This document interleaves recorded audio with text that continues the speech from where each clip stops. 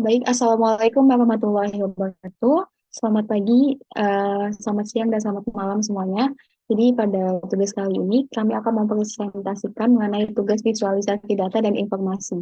Kami berasal dari kelas RB, dan pada tugas kali ini kami beranggotakan dua orang, yaitu saya sendiri, Anastasia Rahman, dengan NIM 1214513, dan ada teman saya, Kanaya Daya Talita Ahmad, dengan NIM 1214501. Dan untuk selanjutnya adalah dataset. Jadi kami mengambil dataset dari HDX mengenai Global Aid Worker KIKA.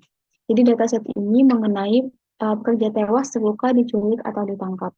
Dan pada dataset ini memiliki 44 kolom ataupun 44 variabel dan sebanyak 146 baris.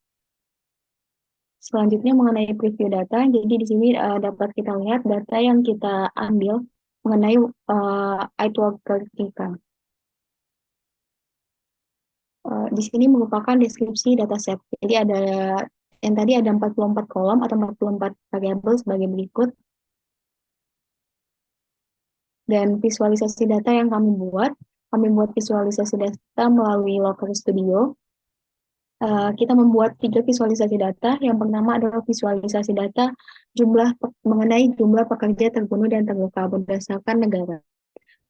Pada visualisasi pertama ini, kami membuat dalam bentuk kolom bar atau kolom chart di sini mengenai jumlah pekerja terbunuh dan terluka. Jadi untuk kolom yang berwarna merah yaitu dia terbunuh dan juga untuk kolom yang warna kuning itu terluka. Dan dapat kita lihat bahwa yang paling banyak tingkat kriminalitasnya pada South Sudan, pada negara South Sudan. Dan selanjutnya untuk visualisasi data kedua kita membuat dalam bentuk pie chart. Di sini kita membuat visualisasi data mengenai jumlah pekerja ditangkap berdasarkan negara. Setelah kita lihat untuk jumlah pekerja ditangkap itu lebih banyak dari negara Myanmar dengan persentase 61,1% dan diikuti dari South Sudan yaitu 13%. Selanjutnya itu visualisasi data yang ketiga, kita membuat smooth time series chart. Di sini membuat visualisasi data mengenai jumlah pekerja diculik berdasarkan negara. Jadi kita melihat visualisasi data berdasarkan time series, yaitu berdasarkan waktu dari tanggal 2 Januari sampai dengan 18 Agustus. Ini dapat terlihat bahwa uh, positif itu grafik positif yaitu dia ada kenaikan, berarti tingkat kriminalitasnya di, di semua negara itu mengalami kenaikan pada untuk pekerja yang diculik gitu. Untuk selanjutnya mengenai hukum Gestalt atau Gestalt Principle.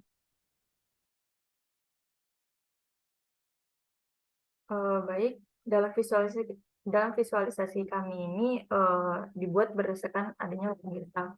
Hukum Gestalt sendiri merupakan aturan yang menampilkan sebuah informasi dengan pemberian warna dan aturan lainnya yang akan menimbulkan persepsi yang sama.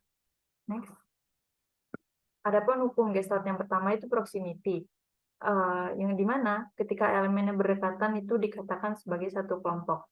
Ini berkaitan dengan visualisasi kami kolumbar, yang mana ketika elemen yang berdekatan di antara diagram kuning dan diagram merah ini dikatakan sebagai satu kelompok dalam satu variabel negara.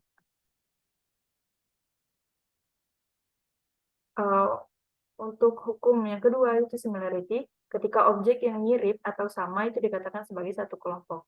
Ini lagi-lagi berkaitan dengan diagram kolumbar kami sebelumnya, yang mana ketika sesama diagram batang kuning itu dikatakan sebagai satu kelompok variabel terluka, dan sesama diagram batang merah itu dikatakan sebagai satu kelompok pada variabel terbunuh. Yang ketiga yaitu connectedness, ini menunjukkan adanya keterhubungan di dalam visualisasi. Ini berkaitan dengan visualisasi kami smoothed line, di mana keterhubungan dari jumlah korban itu terus bertambah gitu. Seiring dengan bertambahnya waktu, ini menunjukkan sesuatu hubungan yang cenderung positif.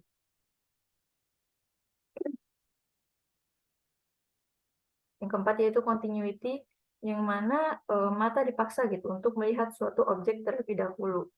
Ini berkaitan dengan dia visualisasi kolumbar. Nah, yang mana saat kita melihat frekuensi tertinggi dari kedua kategori kejahatan ini cenderung menarik perhatian dari mata pembaca visual. Dan dapat kita pahami gitu bahwa negara tersebutlah yang cenderung dominan atas dua kasus kejahatan tersebut.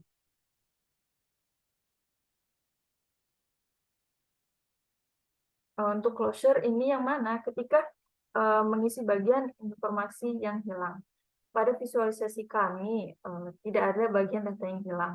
Kalaupun jika ada terdapat bagian hilang, ini pasti akan mempengaruhi bentuk dari visualisasi dan juga mempengaruhi itu dari persentase tampilan datanya.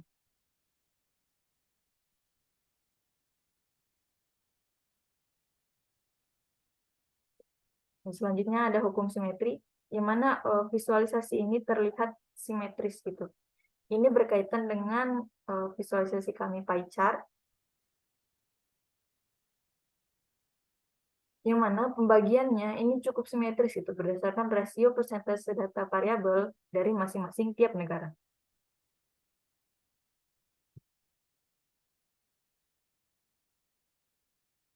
Selanjutnya ada relative size, yang mana ini ukuran visualisasi harus sesuai gitu dengan presentasinya.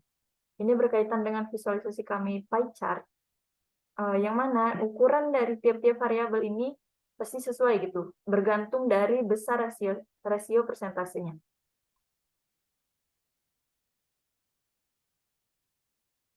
Yang terakhir ada figure and ground, yang mana penambahan daya tarik gitu dari visualisasi. Ini berkaitan dengan visualisasi kami smoothed line, yang mana penambahan daya tarik visualisasi kami ini terlihat lebih smooth gitu pada saat kami lakukan penggambaran diagram smooth line.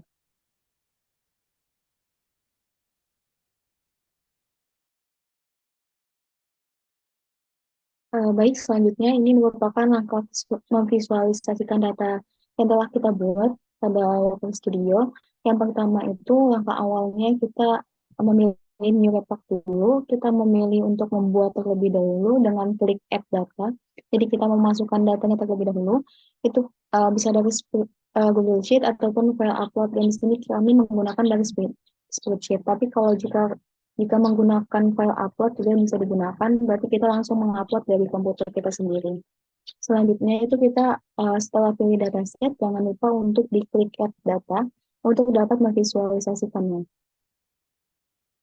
Selanjutnya itu kita akan ubah nama, kita kasih nama pada dokumen tersebut di ujung kiri atas di sini, dan buat data sudah diupload, maka kita akan pilih Add to Chart. Berarti kita memilih untuk membuat chart, dan di sini banyak pilihan chart yang dapat kita pilih gitu. Dan untuk selanjutnya kita langsung memvisualisasikan data dengan disesuaikan berdasarkan variabelnya. Kalau di sini ada add chart, di sini ada macam-macam dari chartnya. Kalau ini di sini kita mengenai properties, di sini akan muncul properties. Jadi di sini adalah pilihan variabel yang akan kita buat di pie chart-nya. Sedangkan yang di sini adalah seluruh variabel yang terdapat pada dataset yang telah kita buat. Untuk visualisasi datanya yang kami hasilkan bisa dilihat pada link di sini.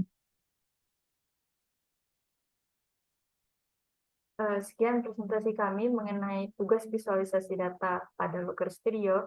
Atas perhatiannya kami ucapkan banyak-banyak terima kasih. Wassalamualaikum warahmatullahi wabarakatuh.